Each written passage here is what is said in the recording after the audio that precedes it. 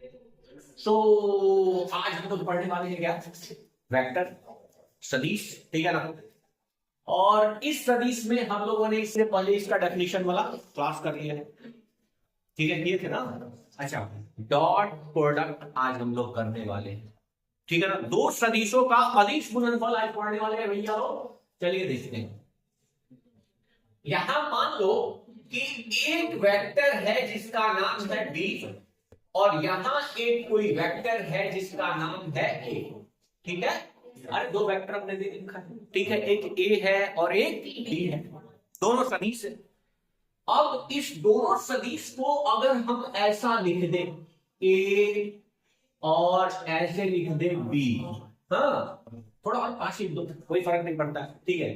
तो लोग क्या बोलेगा, इस दोनों को गुना किया गया, अरे प्रोडक्ट किया गया, नहीं ए 5 गुना दिए, ठीक। सो ये गुना तो है, लेकिन वेक्टर में गुना जो होता है ना वो दो प्रकार का होता है, बात समझ में आ रहा है।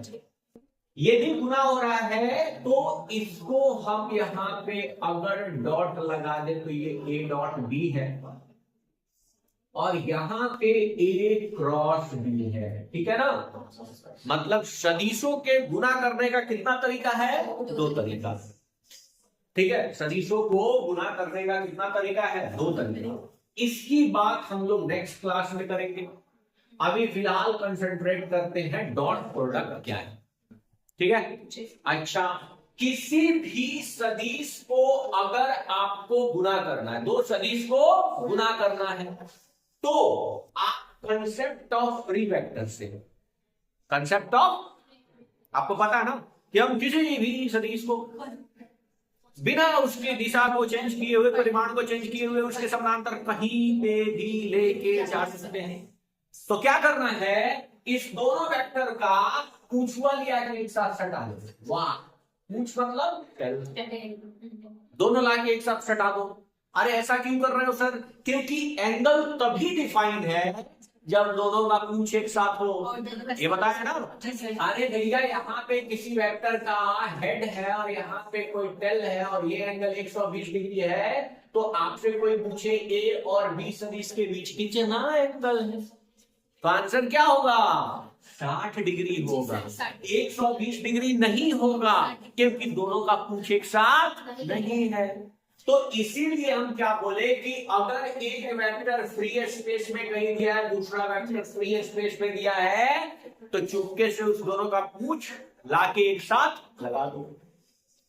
अब जैसे ही पूछ लगेगा तो एक बड़ा वाला एंगल बनेगा और एक छोटा वाला एंगल। बड़ा वाला एंगल से क्या करना है, हम हमेशा कंसंट्रेट करेंगे छोटे वाले में। तो छोटा वाला एंगल भी कुछ होगा जिसको हम क्या बोलते रहे, थीटा। हाँ, थीटा क्यों बोल दिए, आप बीटा बोल लो, आपका मर्जी, आप उसको को बोल लो, कबूतर बोल लो, कोई फर्क पड़ेगा क्या।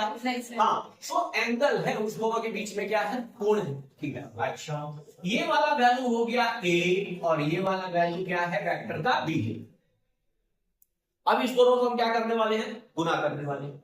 दोनों को गुना करने पर क्या होगा, तो भाई ये होगा क्या, ए वेक्टर डॉट बी वेक्टर का वैल्यू हमें मैथमेटिशियन बताया कि इसका वैल्यू होता कितना है, ठीक है ना।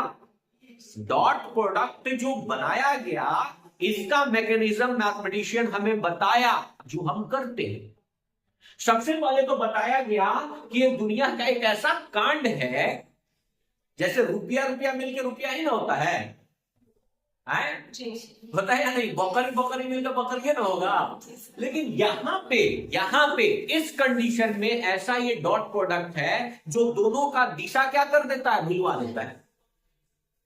ये दोनों वेक्टर के पास दिशा था ना, अरे सदिश कैसा राशि है, जिसके पास दिशा हो, और ये डॉट के चक्कर में अगर फंस गया ना तो दोनों अपना दिशा भुला जाए। मतलब इसमें दिशा ही नहीं होगा, डॉट के बाद जो चीज आएगा उसमें दिशा नहीं होगा, और दिशा नहीं होगा तो स्केलर बन जाएगा ना। मतलब ये बात एकदम दिमाग में बत्ती बना के डाल लो कि क्या दो वेक्टर का डॉट प्रोडक्ट क्या बना देता है, स्केलर बना देता है।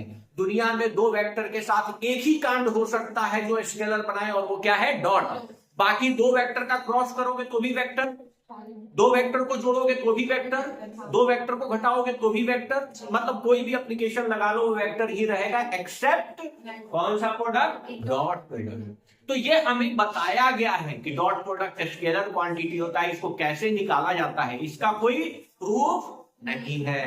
बात समझ में आ रहा ना, क्लियर है। अब बताओ इसका फॉर्मूला क्या बोलता है कि ए का परिमाण लिख दीजिए।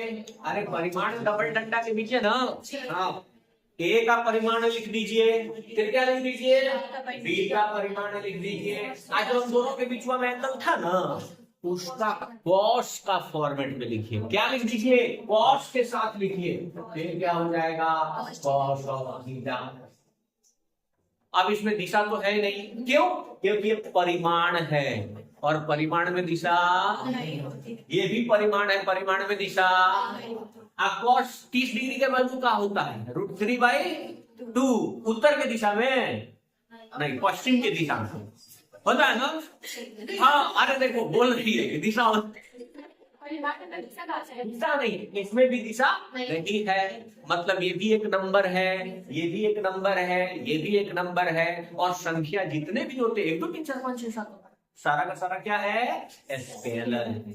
कैसा है, अरे अधीश राशि है भाई, तो ये कैसा बन गया, अधीश राशि। इसके पास दिशा नहीं, इसके पास दिशा नहीं होता। तो आज के बाद तो पहले दिमाग में एकदम फीड कर लो कि हमें दो सदिश ब्रह्मांड में कहीं दिया रहेगा तो दोनों का पूंछ पकड़ के क्या कर देंगे, हाँ दोनों का पूंछ जैसे, हाँ पूंछ का बहुत लंबा लंबा कहानी है। हाँ यही पूछ है कि लंका दहन हो गया था। ठीक है, सो क्या करो, दोनों पूंछ को लाके क्या कर लो, एक साथ लगा दो। ऐसा क्यों कर रहे हैं, बार बार बोल रहा हूं कि ऐसा इसलिए कर रहे हो कि दोनों का पूंछ एक साथ आएगा तो एंगल समझना इजी हो जाएगा। नहीं तो इनको हलयुग फिगर हुआ है, इसमें आपको एंगल निकालने के लिए वेक्टर को हटाना पड़ेगा, तो ये सब हम काहे मुसीबत बोले।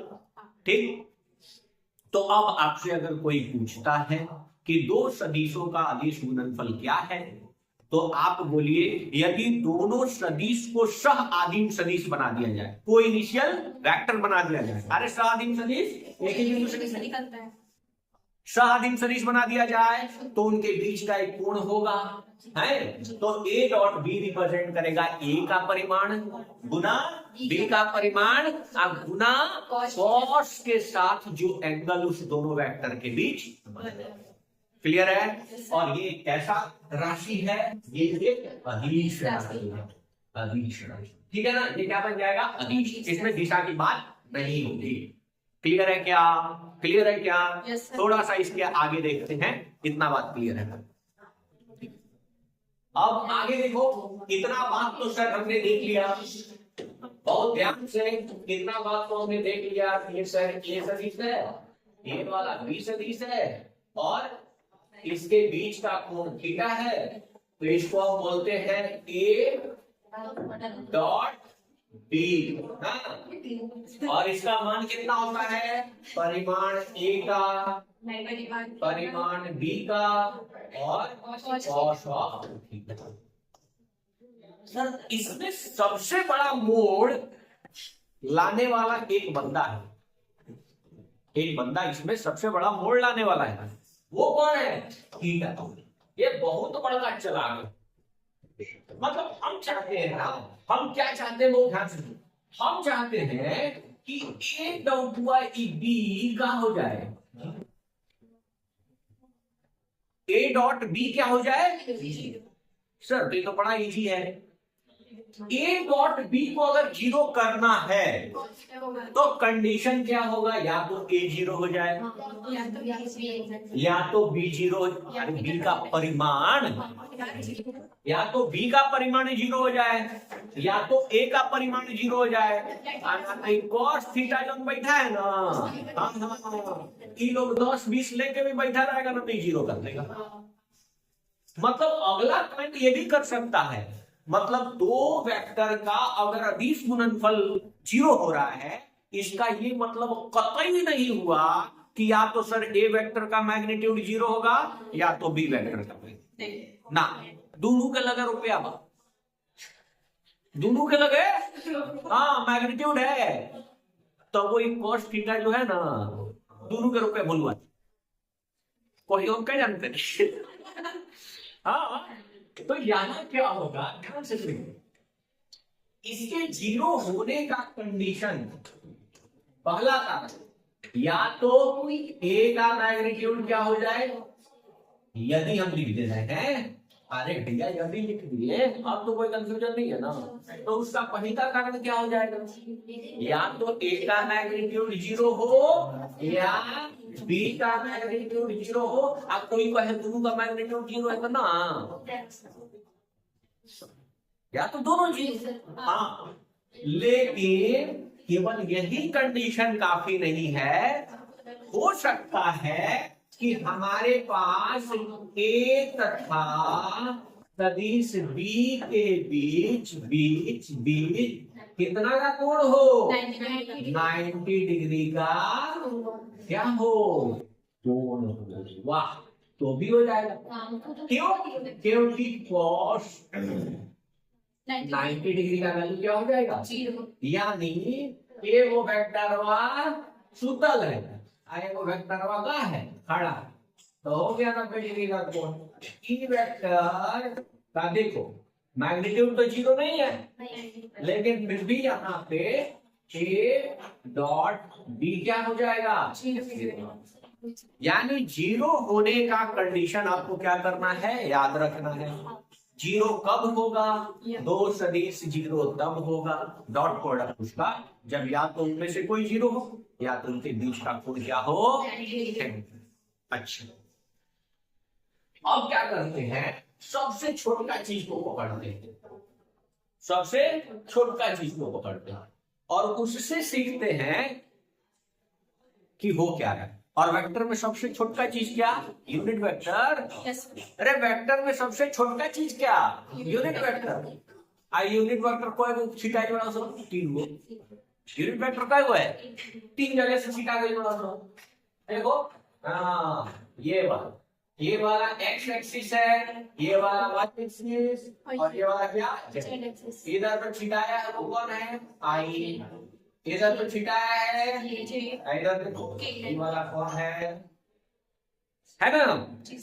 अब इनमें से कौनों के दो भेटवा के डॉट प्रोडक्ट उसका कर, हाँ अब देखो यहां तक तो क्लियर है, यहां तक तो लिख लिया हो ना। तो यहाँ पे तीन प्रकार के क्या है, मात्रक सदिश है, आई नाम का, जे नाम का, के नाम का।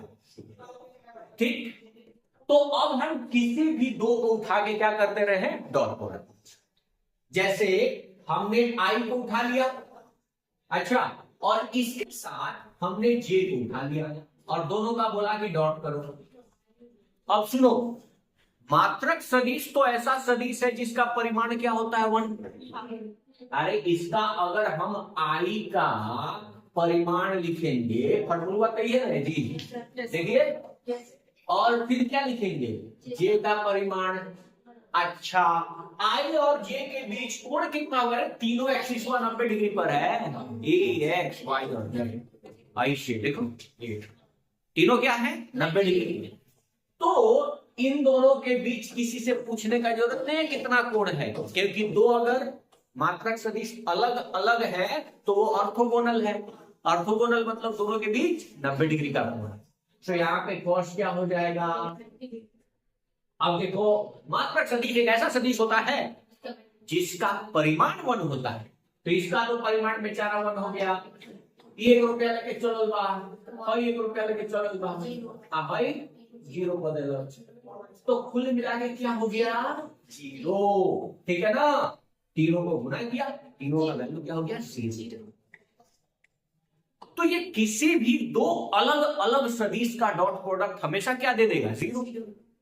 अब अगर कोई बोले कि जे डॉट के बताओ, हम क्या बताइए, ऑलरेडी देखे हुए हैं, बात समझ आ रहा है क्या, कि भाई इसका मात्रक मैग्नीट्यूड 1 है, इसका भी परिमाण 1 है, लेकिन एंगल तो 90 डिग्री है, अभी तो पढ़ाए।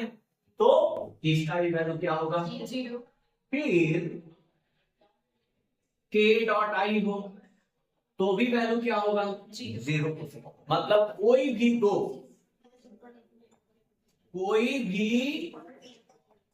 दो अलग अलग मात्रक सदिश का डॉट प्रोडक्ट क्या होगा?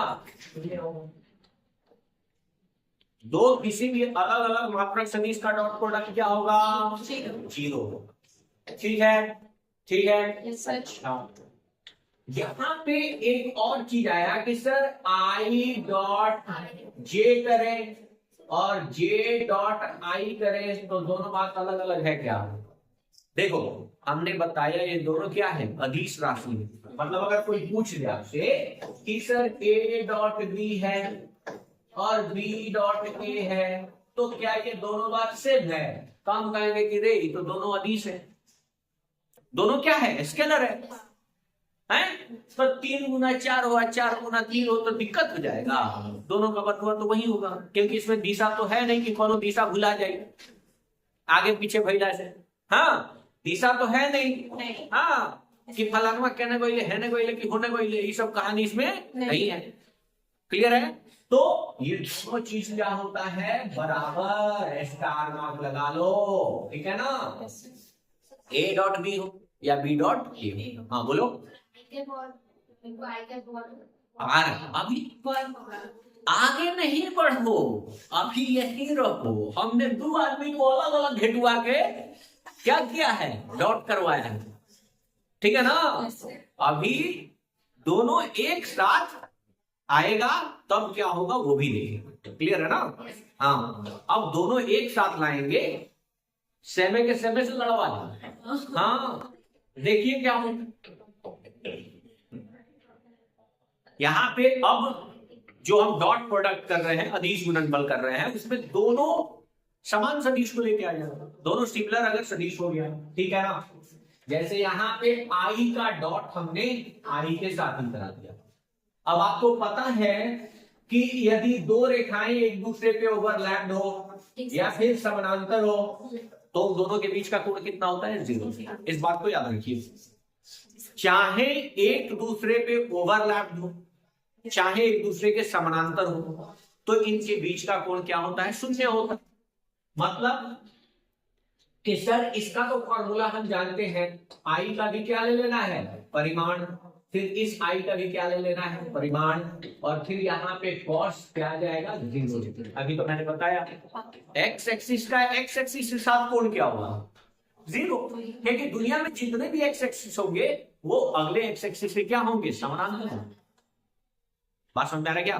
तो ये वैल्यू हमारे पास भाई मात्रक सदिश तो एक ऐसा सदिश है जिसका परिमाण 1 होता है, तो ये 1 हो गया है। इसके साथ भी ये क्या हो गया? 1 हो गया। और इसके साथ cos 0 का वैल्यू क्या होता है? तेरी वैल्यू 1। मतलब कुल मिला के क्या हो गया?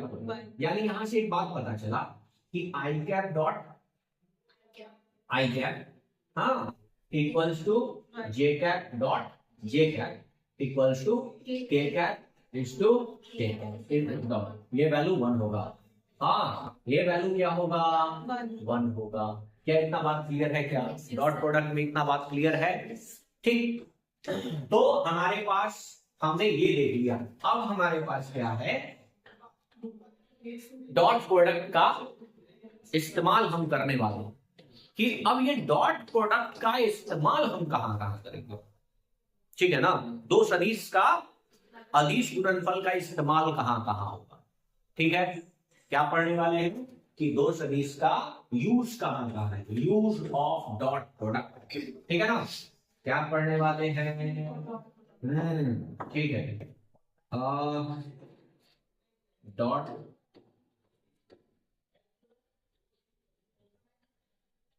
वाह, पहले इस्तेमाल करें फिर विश्वास करें ना।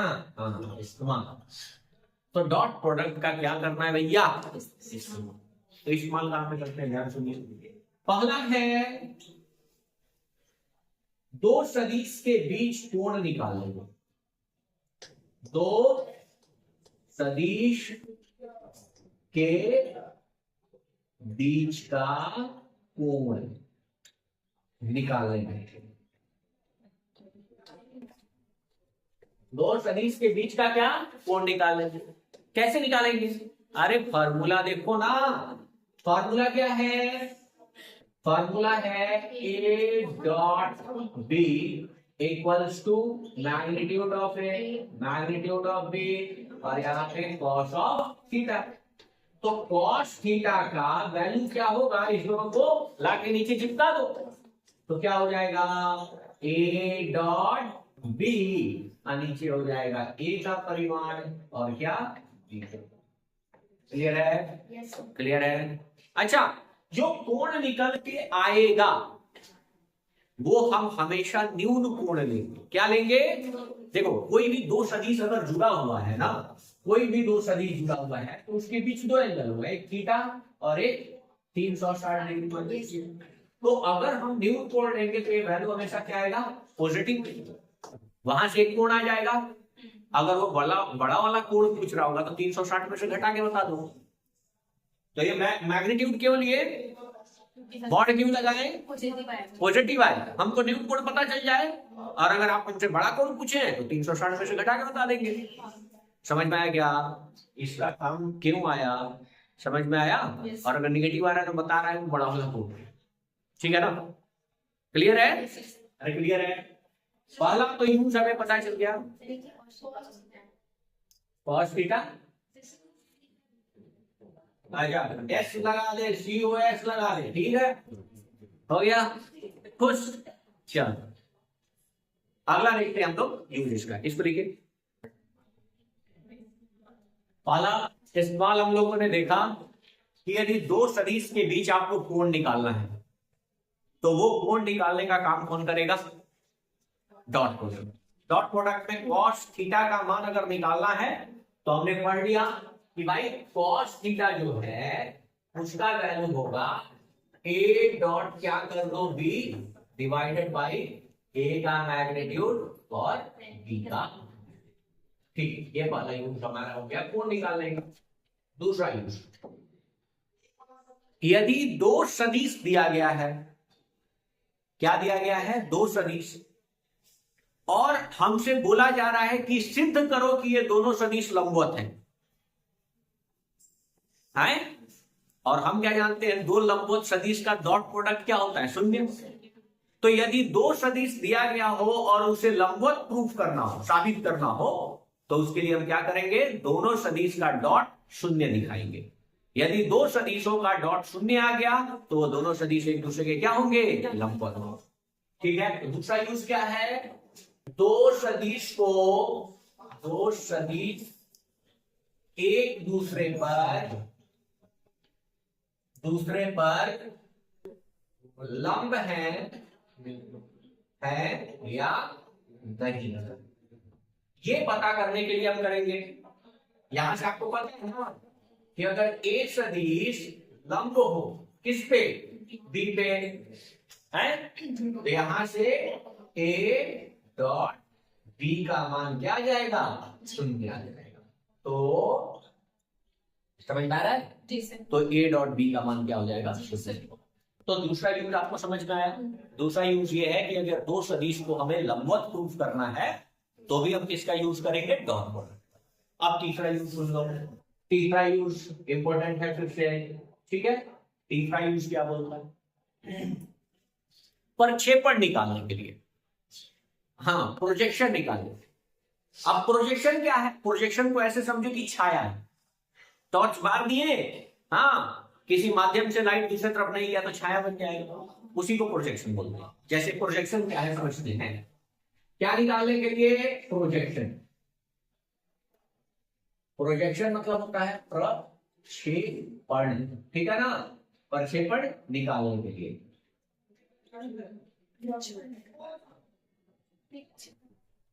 ठीक है ना? प्रक्षेपण निकालने के लिए। ठीक है ना? प्रक्षेपण निकालने के लिए भी इसका यूज किया जाता है। ठीक है, अब ये क्या होता है इसके बारे में भी बात करेंगे हम लोग। ठीक है ना? सबसे पहले तो सीखे कि डॉट करते कैसे हैं दो सदिश का, तब तो हम यूज करेंगे। अब मुद्दा ये है कि दो सदिश का डॉट कैसे करना, कैसे हमारे पास बताइए। यदि दो सदिश है तो इस दोनों सदिश का डॉट कैसे, जैसे एग्जांपल देखते हैं। मान लिया यहां पे ए सदिश दिया हुआ है जिसका नाम है मान लो x I cap plus Y J cap plus Z. मान लिए, मानने में क्या जाता है, मान लिए, ठीक है। और एक दूसरा सदिश है बी जिसका नाम है A I cap plus B J cap plus C K cap. ठीक है, ओके है। अगर वेक्टर को कंपोनेंट फॉर्म में दिया गया है, वेक्टर किस फॉर्म में दिया है, कंपोनेंट फॉर्म। कंपोनेंट है ना कि एक्स में कहा वाई में कितना, तो इसका डॉट करना देगा, ए डॉट बी करेंगे, ठीक है ना। अब ए डॉट बी करेंगे तो यहाँ पे क्या हो जाएगा, X I cap plus Y J cap plus Z K cap. अब ब्रैकेट नहीं लगाओगे, लगा दो। हाँ, इधर क्या हो जाएगा, A I cap plus B J cap plus C होगा। अब गुना का जो सिंपल लॉ है इसको उठा के तीनों से गुना करना पड़ेगा। सीखे तो है भाई, अरे नहीं सीखे हो, कोई भी उठाओगे तो तीनों से गुना होगा ना, होगा कि नहीं। अरे सुनो सुनो, इसका डॉट, बीच में डॉट लगा लो, कंफ्यूजन है, ठीक है। अब इसको उठाओगे तो ये यहाँ पे भी गुना होगा, यहाँ पे भी गुना होगा, यहाँ पे भी गुना होगा कि नहीं। सर गुना तो करिए लेंगे, लेकिन एक बात बताओ, आई जब आई के साथ गुना होगा तो 1 देगा है, लेकिन अगर ई आई को उठा के जे से गुना कर दिया तो 0 कर देगा, नहीं कर देगा। अरे पढ़े हैं ना कि आई डॉट जे करोगे तो क्या हो जाएगा, कोनो दो अलग अलग मात्रक सदिश को अगर घिटवा के डॉट करवा दियो तो क्या होगा, 0। देखो दोनों अलग अलग दिख रहा है, हाँ देखो हल पैजामा पहन ले, नाती ओढ़ ले, लेकिन इस दोनों का अगर डॉट करवा दिए, डॉट में अगर अलग अलग सदिश का मात्रक सदिश आया तो उसका वैल्यू क्या हो जाएगा, तो यही आई ए के साथ भी क्या हो जाएगा। तो हम क्यों बेवकूफी करें, क्यों ना हम केवल इस वाले को गुना आई वाले के साथ केवल करें, हैं? फिर y वाले को गुना केवल y वाले के साथ करें, और यहाँ पे k वाले को गुना केवल किसके साथ करें, समझ में आया। क्योंकि j वाला भी j के साथ मिलकर 1 होगा, बाकी के साथ क्या होगा, 0। तो वैल्यू कितना आ जाएगा, एक सदिश आएगा ना, i का i के साथ डॉट 1 हो चुका है तो केवल x a plus Y B plus Z. वही दोनों यूनिट वेक्टर नहीं है, यूनिट वेक्टर नहीं मतलब ये दिशा भुला गया है, दिशा भुला गया मतलब सारा का सारा क्या है, एक नंबर है, ये एक अदिश है। गुना करना समझ में आया, कि दो सदिशों को अगर हम गुना कर रहे हैं तो आई वाले का डॉट, गुना वाला कौन वाला गुना, डॉट वाला, ठीक। तो आई का केवल गुना आई के साथ, जे का केवल गुना और के का केवल गुना के साथ। समझ में आया क्या, इतना बात क्लियर है।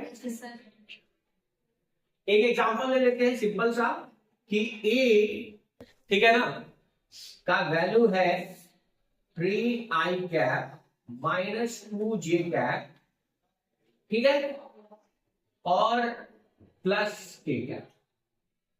बी एक सदिश है जिसका वैल्यू है आई कैप प्लस जे कैप और प्लस 3k कैप, ठीक है, क्लियर है।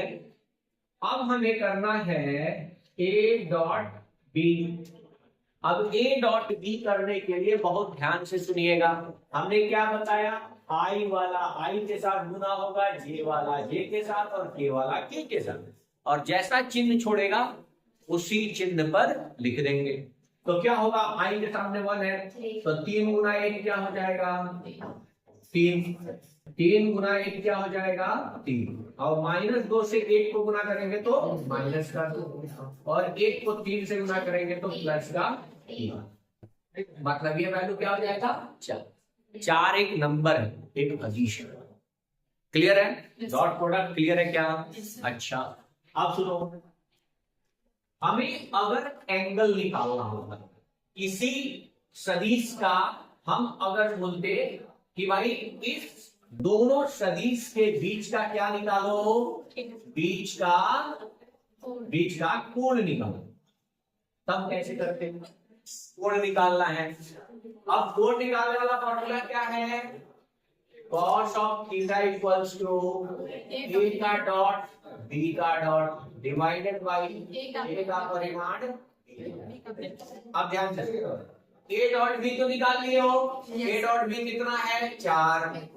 अरे a डॉट b निकाले हो ना, a डॉट b कितना है 4, और परिमाण निकालने तो बच्चा को आता है।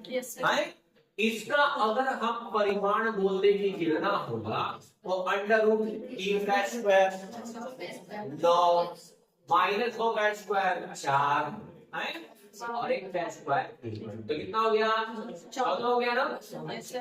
और b का मैग्नीट्यूड निकालो, परिमाण क्या हो जाएगा 1 का स्क्वायर 1 और प्लस कितना हो गया।